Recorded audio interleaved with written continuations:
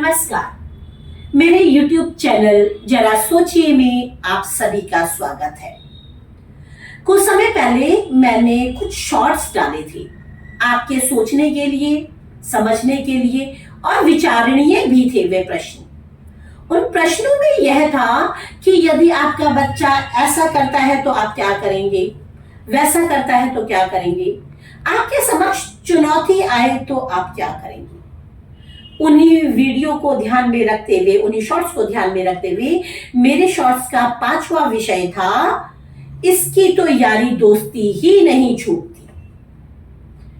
इसकी तो यारी दोस्ती ही नहीं छूटती, यह बहुत बड़ा प्रश्न था। तो मैं आपको ये बताना चाहूंगी कि जैसे जैसे बच्चा घर से बाहर निकलता है, बच्चे की दोस्ती का दायरा विस्तृत होता चला जाता है, बड़ा होता चला जाता है, वह उस समाज का एक अभिन्न अंग बन जाता है। उसकी दोस्ती, उसकी मित्रता उस बच्चे का एक अभिन्न अंग बन जाती है। परिवार होता है लेकिन दोस्ती बहुत बड़ी होती है। दोस्ती ही वह मायने रखती है जो उसको लगता है कि यह मेरा दोस्त मुझे कभी गलत नहीं करने देगा। इसलिए हमने तो ये कह दिया कि इसकी यारी दोस्ती ही नहीं छोड़ती। उस बच्चे से पूछो कि वह दोस्त उसकी जिंदगी में कितने मायने रखता है। मेरे ख्याल से ऐसा कोई बच्चा नहीं होगा जिस बच्चे के मित्र नहीं होंगे। जैसे ही वह कक्षा में प्रवेश करता है, कक्षा वह बहुआयामी क्षेत्र है जहां पर हम सीखते हैं। कक्षा वह क्षेत्र है जो अपने आप में ही एक विविधता को लिए हुए है। अलग अलग परिक्षेत्र, अलग अलग परिदृश्य, अलग अलग समुदाय, अलग अलग समाज, सबका सीखने का माध्यम वहां कक्षा में मौजूद है। उदाहरण के लिए हम अपने ही बच्चे को ले लेते हैं। अगर हम अपने बच्चे के समक्ष कुछ भी अपशब्द बोल देते हैं, गालियां बोल देते हैं, तो वह बच्चा उस शब्द को आत्मसात कर लेगा, ग्रहण कर लेगा। उसको पढ़ाने की जरूरत नहीं है, क्योंकि गलत चीज बच्चा जल्दी ग्रहण करता है। उसे बताने की जरूरत नहीं है, अनायास ही उसके मुख पर वह गाली आ जाती है।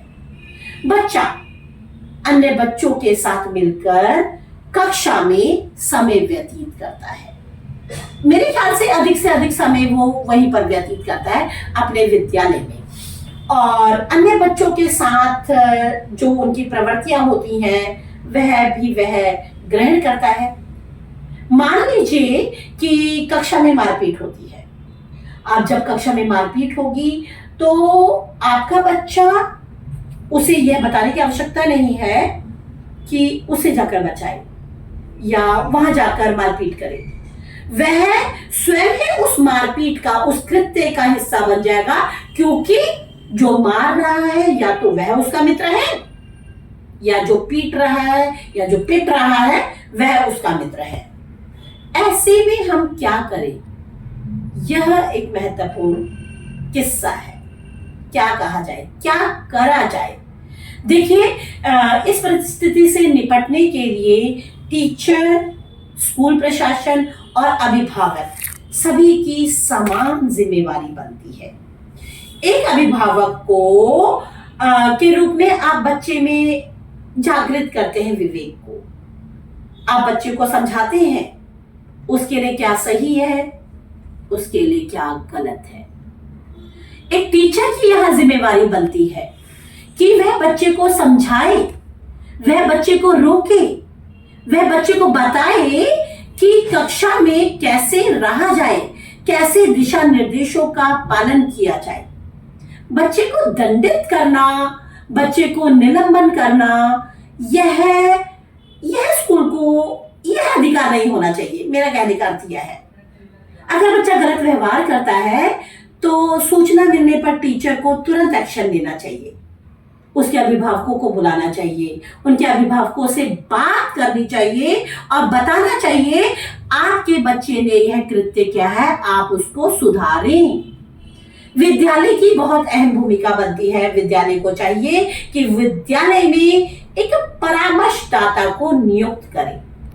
एक ऐसा परामर्शदाता जिनके अभिभावक अपने बच्चों को समझा नहीं पाते, जिनके अभिभावक अपने बच्चे को बता नहीं पाते, या बच्चा अभिभावक के ऊपर हावी रहता है क्योंकि अभिभावक से बच्चे को विद्यालय में एडमिशन करवा देता है, अभिभावक बोल नहीं पाता, या अभिभावक की स्थिति बहुत दयनीय है। उस स्थिति में परामर्शदाता का जो रोल होता है, जो भूमिका होती है, वो बहुत अहम होती है। परामर्शदाता को बताना चाहिए कि बच्चे के लिए क्या सही है। भविष्य में ऐसी कई चुनौतियों का सामना आपके बच्चे को करना पड़ेगा। उस वक्त एक अभिभावक के रूप में आपको अपने बच्चे को निर्देशित करना चाहिए ताकि आपके बच्चे का भविष्य उज्जवल हो सके।